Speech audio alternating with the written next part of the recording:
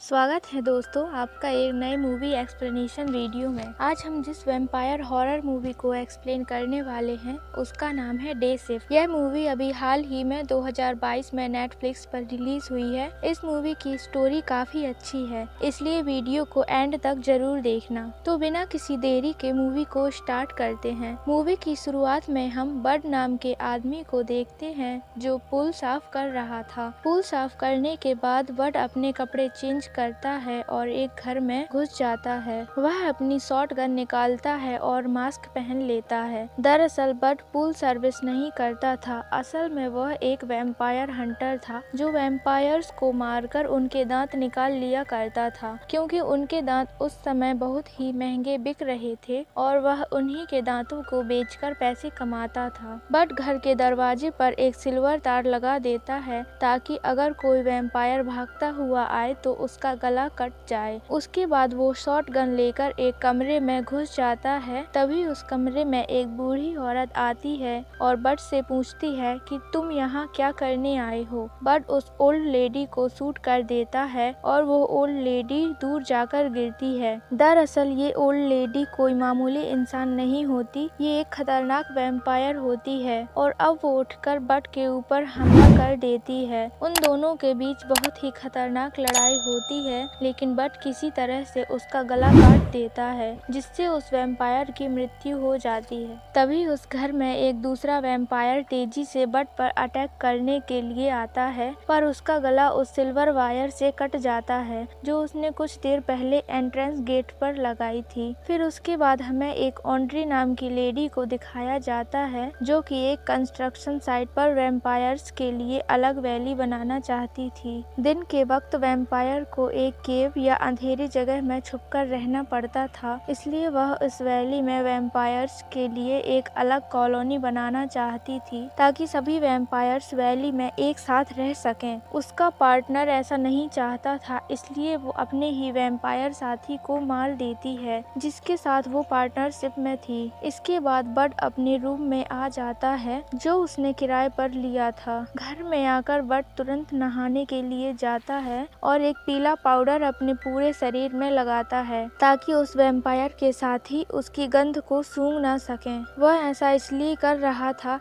ताकि वो जिन वैम्पायर को मारकर आया है उनके साथी उसे ढूंढ ना लें, उनको यह पता ना चल जाए कि कहीं बड ने तो उनके साथी को नहीं मारा। इसके बाद बड अपनी बेटी को स्कूल से लाने के लिए जाता है। तभी उसकी बेटी उसे देखकर बहुत खुश हो जाती है। उसने अपनी फैमिली को यह नहीं बताया था कि वह एक वैम्पायर हंटर है। उसकी वाइफ बड से पूछती है कि वह इतना लेट क्यों हुआ। बड बोलता है कि वो पूल की सफाई करने के लिए गया था, तो उसकी वाइफ उससे कहती है कि तुम झूठ बोल रहे हो, तुम्हें पता है मैंने तुम्हें इतनी झूठों की वजह से ही छोड़ा है। और अब वह अपना घर बेचने की बात करती है क्योंकि उनके पास इतने पैसे नहीं होते कि अपनी बेटी के स्कूल की फीस भर सकें। बड अपनी वाइफ से कहता है कि चिंता मत करो, वो एक हफ्ते में सारे पैसों का इंतजाम कर लेगा। इसके बाद बड एक शॉप पर जाता है, वहाँ पर वो वैम्पायर्स के दांत बेचने वाला था। बड का फ्रेंड कहता है कि वह उसे इन दांतों का $800 देगा।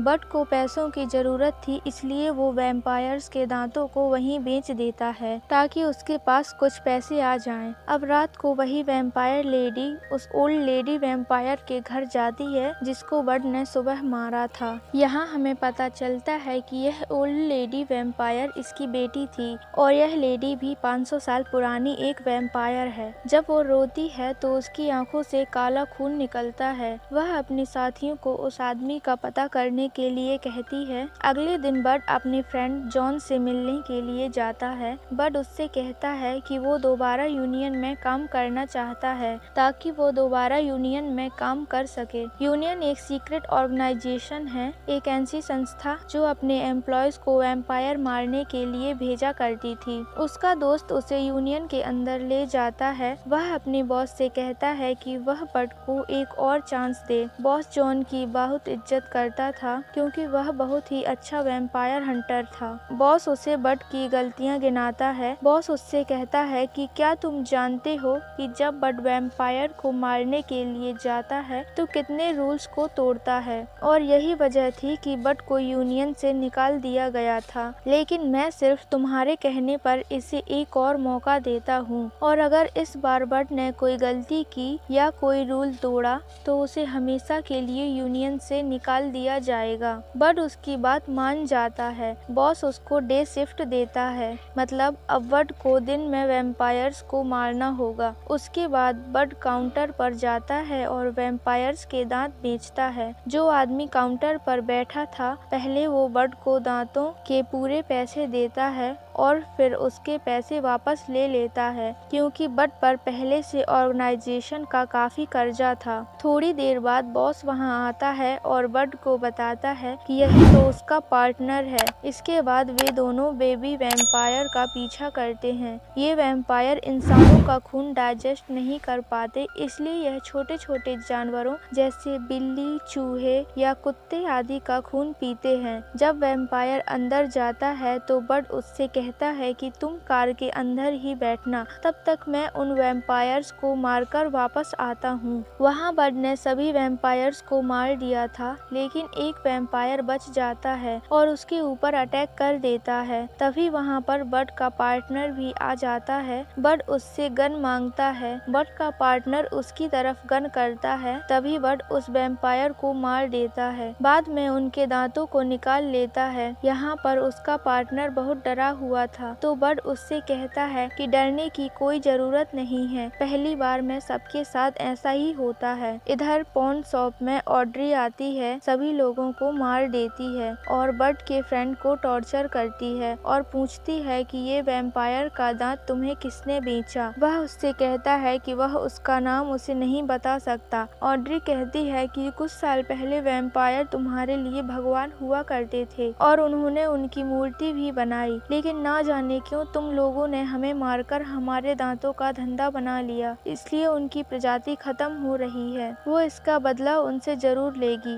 वो बंदा उसे बड का नाम बता देता है और ऑड्री उसे जान से मार देती है। इसके बाद बड अपने घर आ जाता है। वहाँ पर उसे एक नई लड़की मिलती है। वो लड़की उसे बताती है कि वो उसकी नई पड़ोसन है और वह एक नर्स है। अब बड उसका सामान रखने में उसकी मदद करता है। उसकी बड से अच्छी दोस्ती हो जाती है। अगले दिन बड अपने पार्टनर को उसी शॉप में लेकर जाता है जहाँ पर वह सबसे पहले वैम्पायर्स के दांतों को बेचने के लिए आया था। जब वो वहाँ पर जाकर देखता है तो उसे पता चलता है कि उसके दोस्त को वैम्पायर्स ने मार दिया है और अब वैम्पायर को उनका नाम भी पता चल गया है। तो बड का पार्टनर कहता है कि हमें इस बात की खबर यूनियन को देनी चाहिए। बड कहता है कि अभी ऐसा कुछ मत करो, अगर तुमने ऐसा किया तो मैं पैसे कभी नहीं कमा सकूंगा। यूनियन वाले मुझको काम से निकाल देंगे, फिर मैं अपनी बेटी की फीस कैसे दे पाऊंगा, और मैं यह सब कुछ अपनी बेटी की फीस देने के लिए ही कर रहा हूँ, और जब मैं अपनी बेटी की फीस जमा करवा दूंगा तो तुम मेरी कंप्लेंट कर सकते हो। यह सब बातें सुनकर वह कहता है ठीक है, मैं यूनियन से कुछ नहीं कहूँगा। अगले दिन बड को खबर मिलती है वैली में बहुत सारे वैम्पायर्स रह रहे हैं, तो वह उन्हें मारने के लिए अपने पार्टनर को लेकर उसी वैली में पहुँच जाता है। वहाँ पहुँचकर बड देखता है कि वहाँ पर 2 हंटर्स और थे, तो बड उनसे कहता है कि वो वैम्पायर्स हमारा शिकार है, तुम दोनों यहाँ से चले जाओ। वे दोनों हंटर्स बड को ऑफर करते हैं कि हम सब आपस में मिलकर वैम्पायर्स को मारेंगे और फिर उनके दांतों को बेचकर जैसा पैसा मिलेगा उसे आधा आधा कर लेंगे। बड उन दोनों की बात मान लेता है। अब वे सभी मिलकर वैम्पायर्स को मारने के लिए जाते हैं। अंदर जाकर वे बहुत सारे वैम्पायर्स से लड़ते हैं और उन्हें वहां पर सभी वैम्पायर्स को मार देते हैं,